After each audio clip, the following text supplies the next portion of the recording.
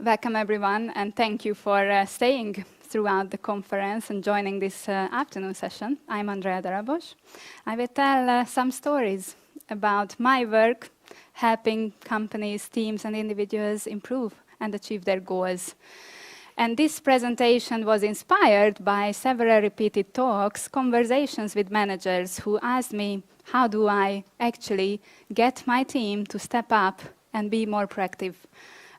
We have now organized into agile teams, we have cross-functional teams, but still I want to delegate to my team, but they don't take the power, yeah? So this is the starting point for me. And I started this research about 6 months ago, looking for ways to develop, reignite people and develop people to step up to achieve their goals. But my story goes back a bit longer time before that. And let me start with my personal story. Okay. And my personal story is around the dinner table. And I guess for most of you, where you grew up, you spent most of the time in the kitchen. And that was true for us, and I'm from Budapest in Hungary. And mostly the conversations were happy and delightful, and we learned a lot. We always had dinner together as a family. So we learned from each other, and we shared what went on during the day, like a mini retrospective. But that specific evening that I remember was a very difficult one, and still very memorable for me. That was when I was about to choose what to study on university, which career to choose, to go for. And I was very much into mathematics, and I loved logic and numbers and science. But in my country, there were 1% of women doing that at that time, 1980s. And I told my parents I want to be a software engineer. And I was doing some software and getting my hands dirty. But both of them said, no way, you can't do that. My mom said, you are really great talking and really great communicating. Why don't you choose something where you can do that more? You won't talk with computers, not yet. And my dad said, you can't do that. You are just simply not good enough to do that, not talented enough with numbers. And I felt really, really devastated because I truly knew I want to be a software developer and I want to do that all the time. So I went on to be a software developer. I still applied to that university and I still love technology.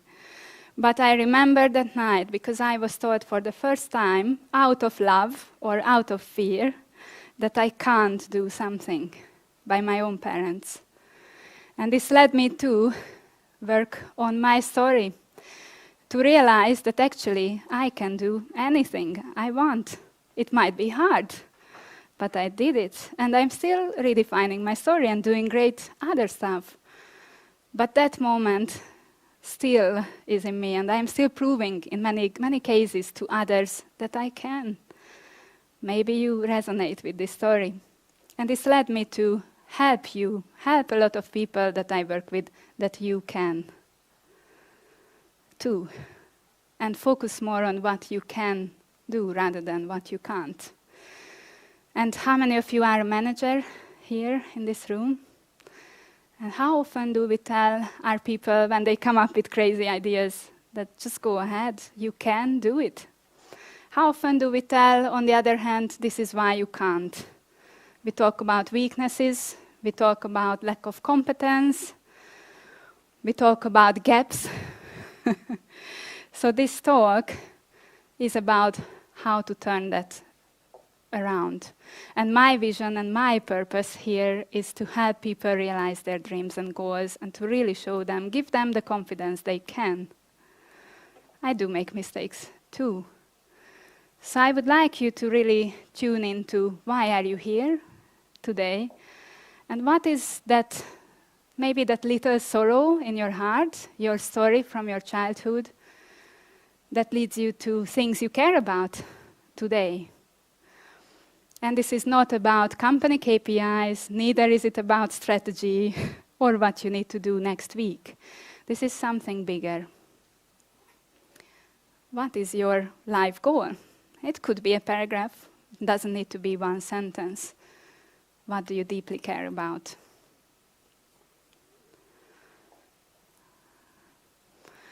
And in order to do this, we really need to use our whole body to sense what we care about. And this really means including our heart. Paulo Coelho talks about opening our heart. And always when going through this, think about yourself first as a person. Are you ready to tune into what your heart, your intuition tells you? But also as a manager, are you helping people talk from their heart and connect with their heart? This is what I'm working on. So I brought to you some old theory. We all recognize the pyramid, but still relevant today. That the highest human need is to tune in with our heart. And that means, again, not just in the context of our company, our team. To self-actualize means to fulfill our true self, our many life goals. To learn to code, to love numbers, to help others self-actualize. And how to do that, how you can start. In this talk, we will look at some examples. And this is exactly what we did with one of my leadership teams I work with in a global bank. We started listening to each other's life stories, our real hobbies, and we also try to be curious about what's going on for each of us. This childlike curiosity and attention to detail, sharing personal photo albums, meeting each other's families, and really more connecting on a human level. Are you doing that enough? Are you open-minded enough, and do you have a context and environment where you are encouraged to do new things? Totally outside of your role, totally not the same thing that you do every day. And are you spending enough time to think about what your heart is telling you? In the age of social media and constant flow of emails, it's really hard to do, but we need to slow down in order to speed up. We need to first tune in with who we are and do this constantly, because we change. And are you honest? And this is back to the psychological safety. One of the talks Sean Hasty talked about, the findings that teams who perform really have this honesty. Are you able to disagree with your colleagues? And are you able to be honest in your communication? And do you feel that ultimately you can change your life?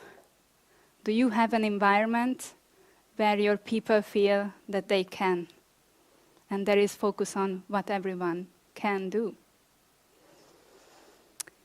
So the lean community was mentioned here, is merging with the Agile community, searching for the same thing, is how do we improve the world?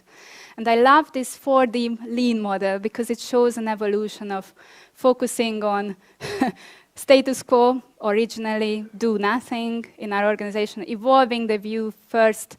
When lean started, a lot of focus in the West on tools and what we can steal in terms of practices, but this was all about profits.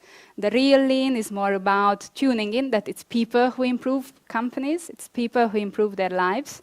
So this was more about engagement and tuning in with the people who do the work.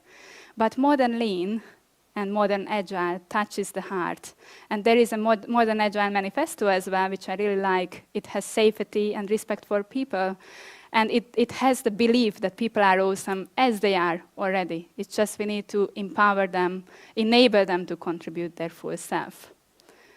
So this model really leads us through to another story of how do we encourage people to connect with their hearts. And I took here another lean story. It's not really lean, it's just Japanese story that now also reached into Toyota, the Harada method, which is an example on how you can make connecting with your heart more practical.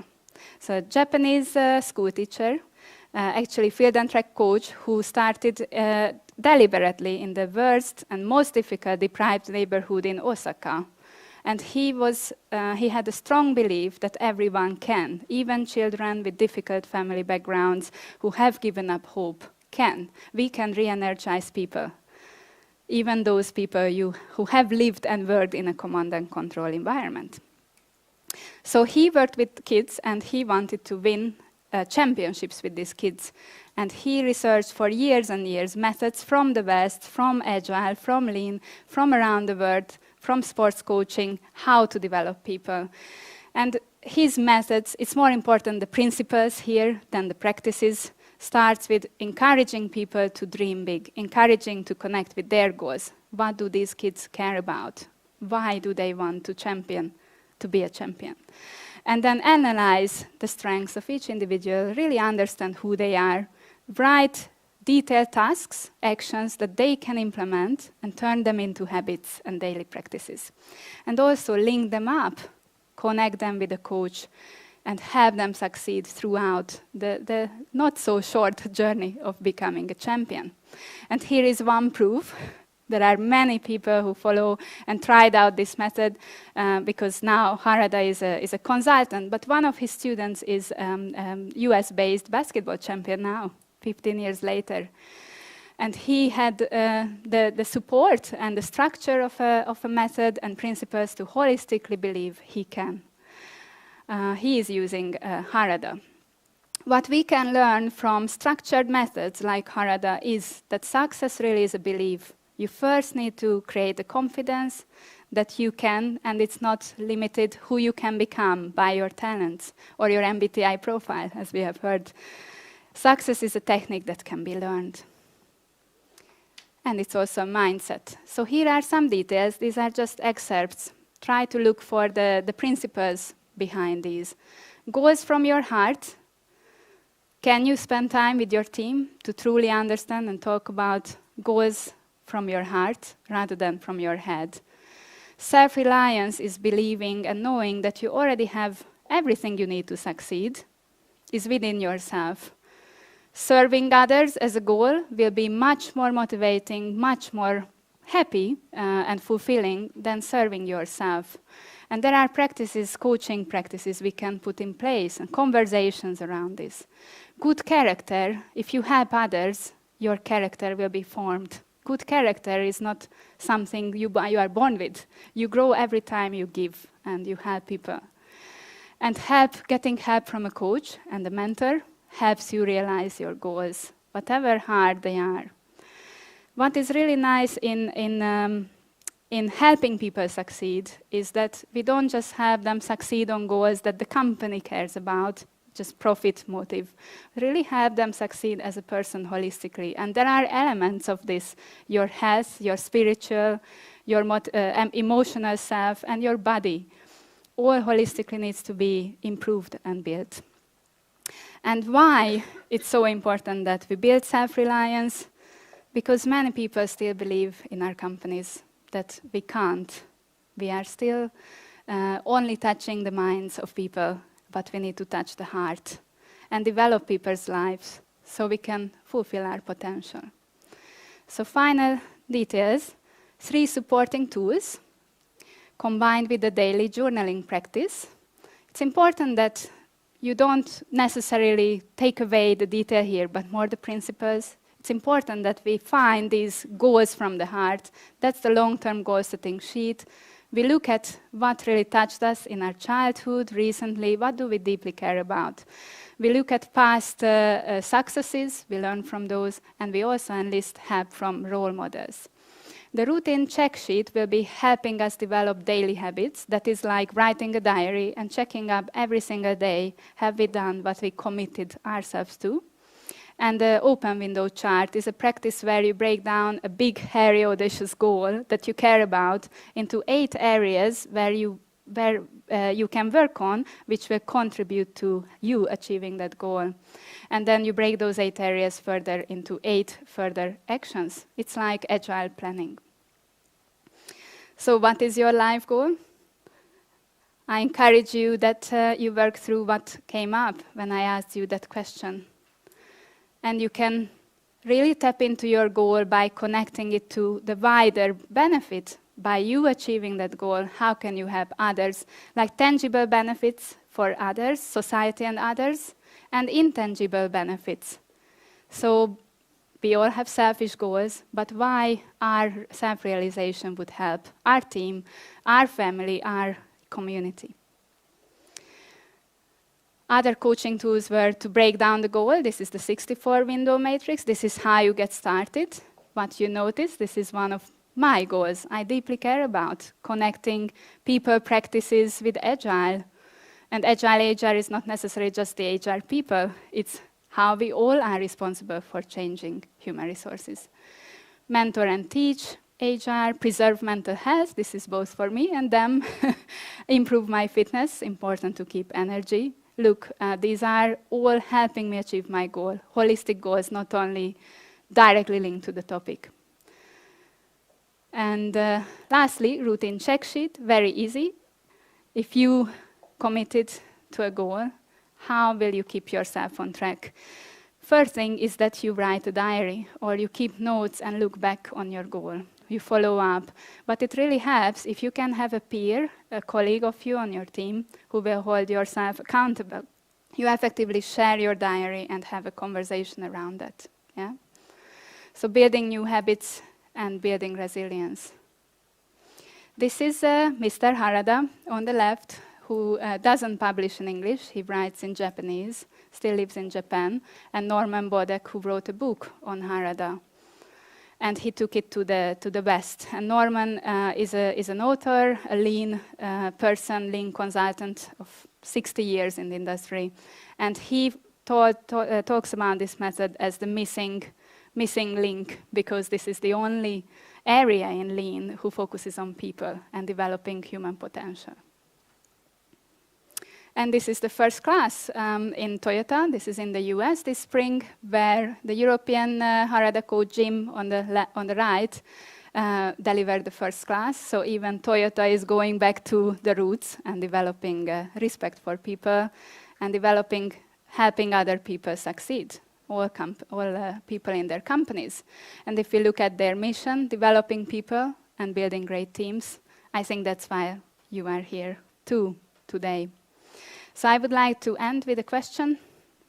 Why are we here? Is a thought experiment my vision? How would the world be different if we all believed we can? Thank you.